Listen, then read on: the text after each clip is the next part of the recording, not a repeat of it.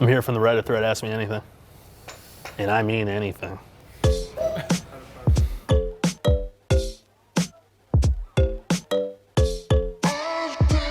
What is a coilover suspension and who is it for?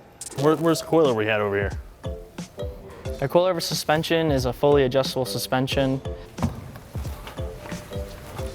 As it sounds, a spring on or coil on strut assembly that's adjustable. The major thing about coilovers is you get to tune in your car. You get to dial it in for specifically what you want. You know, the damping rate on a coilover is going to be significantly more than like your standard shock. It literally just gives you the option to raise it and lower it without having to replace your suspension.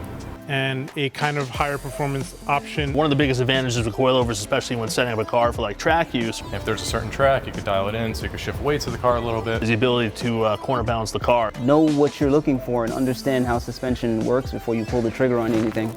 Coilovers or lowering springs? The age-old question. That might be a little difficult one. In my opinion, Coilovers all day long. No doubt. I always go with the coilovers because they are fully adjustable. I've only had a handful of experiences with lowering springs. When you buy lowering springs, you're stuck at that height. The car never really sits at the right height that I want. It's not very adjustable like how the coilovers are. Or you can just cut those springs and I'll just go in there with a grinder. That's a quick Hack that up. Why would I want poly bushings versus what the car came with? Open-ended question. I'm not a fan of poly bushing. So cars come to the factory with rubber bushings, and the primary reason is for comfort. You spell that real quick? Certain bushings need full articulation. For those types of applications, you'd want to run like a spherical monoball setup. Rubber will allow that to happen. Sometimes poly won't. Why people go to poly? Performance. Provides for a more rigid kind of configuration in your suspension, but again, it's a trade-off. It's not going to shift, it's not going to move as much, it's going to keep all your components together. Much more rigid, and you kind of sense that through noise, vibration, and hardness. Your dash is going to rattle, your teeth might rattle a little bit. If poly's not set up correctly, you're going to end up dealing with noise also. If cars came from the factory with poly bushings, you probably wouldn't buy the car. How much camber is too much camber? Is this like Stance Boys? There's no such thing. Classic camber. I know this one. Are we talking like form over function here? It all depends on what you're looking to get out of the car. If you're talking just for like normal alignments, obviously factory specs. So camber is originally designed for performance handling, but over the years it has morphed into more of a cosmetic look and appearance thing.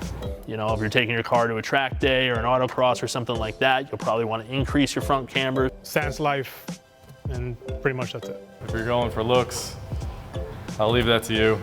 Just be safe. If you're not running -7 degrees, you're not doing it right. But if you're doing it for the you know, for the style, It's not going to handle that well. I know a lot of money goes in those builds. Gotta be like that. All the time. I get why people do it. I feel like when you see too much camber, you just know. That's your thing, it's not my thing. If you're doing that, you're not going to benefit anything from it other than looks. Yeah, when your camber makes your car look like a triangle and an Illuminati symbol, that's when you've run too much camber. What's up, YouTube? Do you have questions about your car that you're a little embarrassed to ask? Leave them in the comments below and we'll address them in a future episode. You know YouTube doesn't watch our videos, right? I'm just doing what I'm told to do. I'm a Muppet here.